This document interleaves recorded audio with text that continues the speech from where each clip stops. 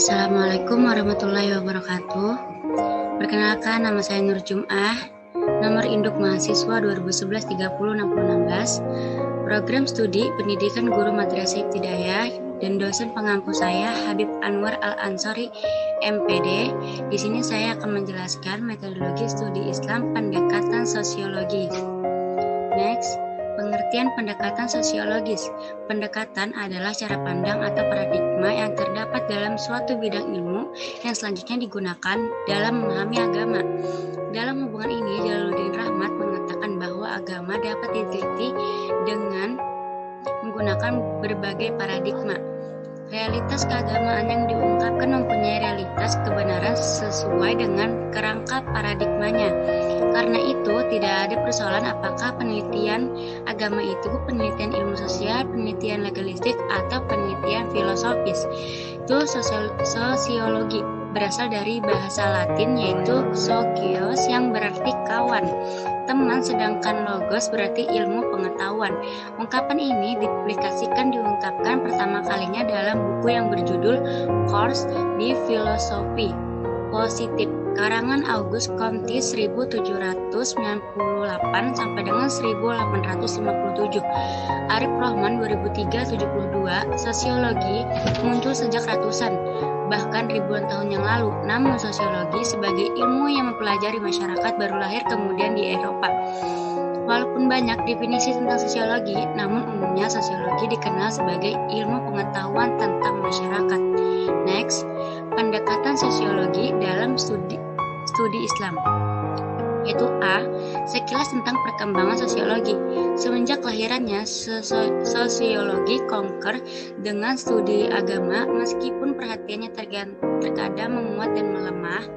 Karya-karya founding father sosiologi, termasuk Comte, Durkheim, Marx, dan Weber, sering mengacu pada wacana-wacana sosiologis atau studi perilaku dan sistem keyakinan keagamaan. Namun demikian, pada pertengahan abad 20, para sosiolog di Eropa atau di Amerika Utara melihat bahwa agama memiliki signifikansi marginal dalam dunia sosial, dan sosiologi agama bergerak dalam garis tepi studi sosiologis. Next, B. Karakteristik dasar pendekatan sosiologi. Teorisasi sosiologis tentang karakteristik agama serta kedudukan dan signifikasinya dalam dunia sosial mendorong untuk ditetapkannya serangkaian kategori sosiologis meliputi: pertama, stratifikasi sosial, yaitu seperti kelas dan etnisitas. Yang kedua, kategori biososial seperti seks, gender, perkawinan, keluarga, dan masa kanak-kanak dan usia. Yang ketiga, pola organisasi sosial meliputi politik, produksi, ekonomi, sistem pertukaran, dan birokrasi. Yang keempat, proses sosial seperti formasi batas, relasi intergrup, interaksi personal, penyimpangan, dan globalisasi. Peran-peran kategori-kategori dalam studi sosiologi terhadap agama ditentukan oleh pengaruh paradigma utama tradisi sosiologi dan oleh referensi empiris dari organisasi dan perilaku keagamaan. Next, C. Objek kajian dalam pendekatan sosiologi. Menurut Muhammad atau Muzar, pendekatan sosiologi agama dapat mengambil beberapa tema atau objek penelitian seperti: pertama, studi tentang pengaruh agama terhadap perubahan masyarakat. Kedua, studi tentang pengaruh struktur dan perubahan masyarakat terhadap pemahaman ajaran atau konsep keagamaan. Yang ketiga, studi tentang tingkat pengalaman beragama masyarakat. Keempat, studi pola interaksi sosial masyarakat muslim. Kelima, studi tentang gerakan masyarakat yang membawa paham yang dapat melambangkan atau menjunjung kehidupan beragama. Muhammad atau Muzhar 1999. Setiap tema yang dikaji setidaknya tetap relevan dengan teori sosiologi, baik teori fungsionalisme, konflik maupun interaksionalisme. Next, D. Contoh penelitian yang menggunakan pendekatan sosiologi. Satu contoh penelitian yang menggunakan pendekatan sosiologi seperti yang dijelaskan atau Muzhar tentang masjid dan bakul keramat, konflik dan integrasi dalam masyarakat Bugis Amparita. Judul tersebut diteliti dengan menggunakan metode grounded research.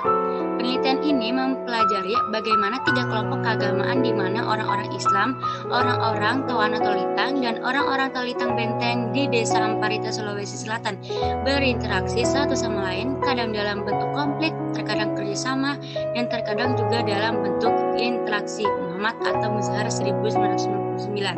Next, itu tokoh dan karya utama dalam kajian sosiologi. Itu pertama Ibnu Khaldun 1332 sampai dengan 1406. Kedua Selo Sumarjan 1915 sampai dengan 2003. Yang ketiga Hasan Hanafi 1935. Keempat Ali Syariati 1977, Auguste Comte 1798 sampai dengan 1857. Keenam Pierre Gouin Lorny Fredericks Leflay 1806 sampai dengan 1882. Ketujuh Karl Marx 1818 sampai dengan 1883. Ke-8 Herbert Spencer 1820 sampai dengan 1903. Yang ke-9 Ferdinand Tönnies 1855 sampai dengan 1936. Ke-10 Emily Durkheim 1858 sampai dengan 1917. Ke-11 Max Weber 1864 sampai dengan 1920. Yang ke-12 Charles Horton Collie 1864 sampai dengan 1929. Next. Oke, signifikasi dan kontribusi pendekatan sosiologi dalam studi Islam. Yaitu pendekatan sosiologis digunakan sebagai salah satu pendekatan dalam memahami agama. Hal demikian dapat dimengerti karena banyak bidang kajian agama baru dapat dipahami secara proporsional dan tepat apabila menggunakan jasa bantuan dari ilmu sosiologi. Sosiologi adalah ilmu yang mempelajari hidup bersama dalam masyarakat dan menyelidiki ikatan-ikatan antara manusia yang menguasai hidupnya itu. Dari definisi tersebut terlihat bahwa sosiologi adalah suatu ilmu yang menggambarkan tentang keadaan masyarakat lengkap dengan struktur, lapisan, serta berbagai gejala sosial lainnya yang saling berkaitan. Melalui pendekatan sosiologis, agama dapat dipahami dengan mudah karena agama itu sendiri diturunkan untuk kepentingan sosial dalam Al-Quran. Misalnya, kita jumpai ayat-ayat yang berkenaan dengan hubungan manusia lainnya, sebab-sebab yang menyebabkan kesengsaraan. Semua itu jelas baru dapat dijelaskan apabila yang mengetahui sejarah sosial pada saat ajaran agama itu diturunkan. Suekanto 83 sampai dengan 86. Next. Baik, terima kasih telah menyaksikan dan menonton video saya. Sekian, wassalamualaikum warahmatullahi wabarakatuh.